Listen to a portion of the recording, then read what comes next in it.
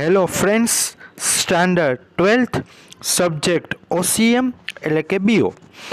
આજના શોર્ટ્સ વિડીયોમાં આપણે ચેપ્ટર નંબર 7 કંટ્રોલિંગ જે છે તેની અંદર આપણે કંટ્રોલિંગની જે પ્રોસેસ છે એના સ્ટેજીસ જે છે એના પોઈન્ટ્સ જોઈએ. તો નંબર 1 છે setting standards, number 2 gathering information, number 3 measuring performance, number 4 comparing actual performance with set standards, number 5 corrective measure. અને આને યાદ રાખવા માટે એક મેમરી ટ્રિક્સ છે SGM-CC.